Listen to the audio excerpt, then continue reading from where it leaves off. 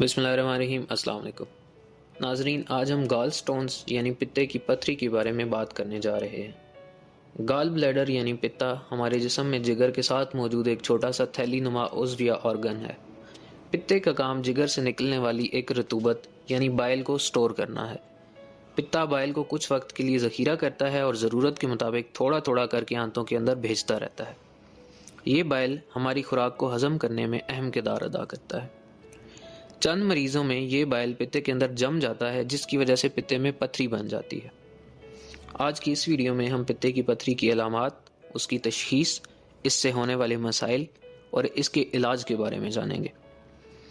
پتے کی پتھری کی علامات کی بات کریں تو تقریباً 90% لوگوں میں پتے کی پتھری کی کوئی علامت ظاہر نہیں ہوتی، اور تب تک اس کے علاج کی ضرورت بھی نہیں پڑتی جب تک پتے کی پتھری کی کوئی نہ کوئی علامت ظاہر ہونا نہ شروع ہو۔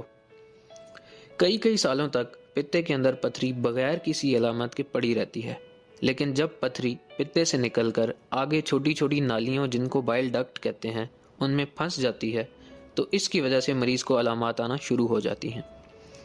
ان علامات میں پیٹ میں دائیں سائیڈ پر شدید درد محسوس ہوتا ہے، جس کو گال بلیڈر اٹیک کہتے ہیں۔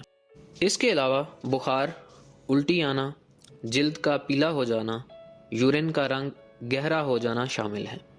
پتے کی پتھری عموماً مردوں کی نسبت خواتین کو زیادہ متاثر کرتی ہے، خصوصاً 40 سال کی عمر میں۔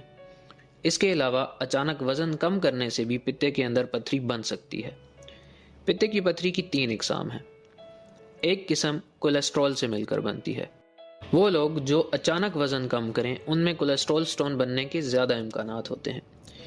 اس کے علاوہ دوسری قسم کو ہم پگمنٹ سٹونز کہتے ہیں، جو کہ عموماً بلیروبن سے بنتے ہیں۔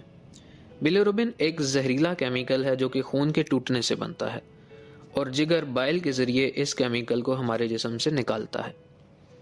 تیسری قسم کی پتھری کو مکسڈ سٹونز کا نام دیتے ہیں۔ اس کے اندر کیلشیم، فاسفیٹ، بائل اور دیگر قسم کے کیمیکل شامل ہوتے ہیں۔ پتے کی پتھری کی تشخیص کی بات کریں تو بہت سارے ایسے ٹیسٹ ہیں جن کی مدد سے پتھری کی تشخیص ہو سکتی ہے۔ عموماً الٹرا ساؤنڈ کے اوپر پتے کی پتھری نظر آ جاتی ہے، لیکن اکثر اوقات بائل ڈکٹ کے اندر پھنسی ہوئی پتھری کو دیکھنے کے لیے ایک اور ٹیسٹ MRCP کیا جاتا ہے۔ اس کے علاوہ خون کے کئی ایسے ٹیسٹ ہیں جن سے ہمیں اس پتھری سے ہونے والی کمپلیکیشنز کا پتہ چل جاتا ہے۔ ان میں لیور فنکشن ٹیسٹ، سیرم امائلیز اور سیرم لائپیز شامل ہیں۔ پتے کی پتھری کے علاج کی بات کریں تو اگر تو پتھری سے کوئی علامت ظاہر نہیں ہو رہی تو بہتر یہی ہوتا ہے کہ اس کو نہ چھیڑا جائے، یعنی کسی قسم کے علاج کی ضرورت نہیں ہوتی۔ لیکن اگر پتھری کی وجہ سے مریض تکلیف میں ہے اور علامات آ رہی ہیں تو پھر اس کے لیے مختلف قسم کے علاج موجود ہیں۔